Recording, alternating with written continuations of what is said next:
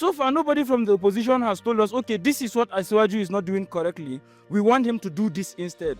Because, for example, I've not seen one of the candidates who said he would put back subsidy. I've not seen one of the candidates who is saying Nel Fund has to go. Expected that opposition should be allowed to exist. They should be allowed to participate. ADC is not a party, but a get-together of aggrieved politicians. So the registering them is not going to be a big issue. Opposition is part of a democracy. Ahead of the 2027 elections, the deregistration of ADC and 4 other political parties has sparked debate about Nigerians' democracy. Today, we are going on the street to ask Nigerians what they feel about this move and its impact on other opposition parties. I am Sharon Ajay.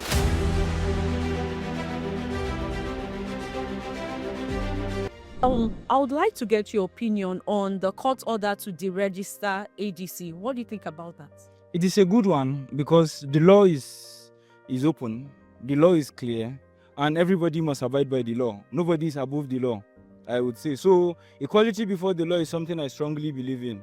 Moreover, I feel ADC is not a party, but a get-together of aggrieved politicians. So the registering them is not going to be a big issue. Yes, I feel it is a good one, it is a nice one. We are standing behind the court and we feel the right thing must be done.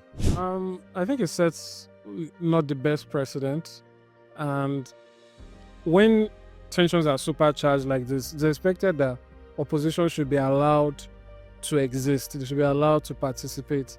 Particularly, one of the issues here is that the persons who brought up this case are some former lawmakers. One would wonder what's their intent, what do they stand to gain here. So I think it might seem as though due process is being followed. I mean, even now we know that there's been developments in the case, so it means that it's not all done yet. There's still appeal, maybe all the way to Supreme Court. But the point now is that the government needs to be seen as allowing opposition to exist. It shouldn't be seen as interfering, because that is how democracy thrives. Just few opinion I feel is wrong. It's wrong because at least this is a party and this is a democratic era we are in. So I believe everybody has his own right to exercise his own freedom of choice. So I believe Nigerians should give them a chance and we'll see what plays out. I believe opposition is a very critical part of democracy because constructive criticism as well is part of democracy. The right to have an opinion and to bear an opinion is what democracy is all about, choice. So we allow them to have choice. We are not saying there should be no opposition, there should be, but we need constructive oppositions.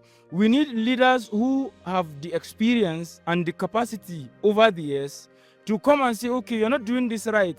We need improvement. But so far, nobody from the opposition has told us, okay, this is what Asiwaju is not doing correctly. We want him to do this instead. Because, for example, I've not seen one of the candidates who said he would put back subsidy. I've not seen one of the candidates who is saying Nel Fund has to go. I've not seen one of the candidates who is saying, no, food security is not good in Nigeria, for example. They all agree with what he is doing, just that they now capitalize on the problems of Nigeria. And the problems of this great country are numerous. We need an experienced hand to... If you go to a doctor today and you need to be cured of cancer, you don't expect to be cured in one day. As they say, the majority will have their way, the minority will have their say. So you have the power already. You just need to allow other people participate. If you are doing a good job, you don't have anything to be afraid of. You know, they should participate. So it happened through the courts, but the questions are always there. How did this come to be? Who is benefiting from it? Who is, quote unquote, sponsoring it? So I think in the long run, it doesn't look good for democracy. And I think at the end of the day, the higher courts will finally decide on this. And particularly, one of the issues is also that the Attorney General of the Federation was one of those in the case pushing for the deregistration. Again, this is somebody who works with and for the government. So it's hard not to see any vested interest in it. So I think that opposition should be allowed to exist. And if they're talking about the criteria that they didn't meet, I think that's debatable. ADC has a number of elected seats now. If they've won a percentage of votes, other parties as well. So I think we need to see how this turns out. But at the end of the day, let everybody be allowed to run. Let there not be an impression that there is a Muslim or there is a dictatorial, draconian, behavior towards opposition. Perfect competition is part of a corporate democracy. Besides, our constitution states the condition of the legislation. This party they have not fallen into that category. They perform according to the constitution, so they don't have any legal right to go to register them. It's mixed feeling. For some people, it's a good news. For some people, it's a bad news. But the thing still remains that for democracies to thrive, we should all strive to stand for the right thing and for justice, equity, justice, and fairness for all.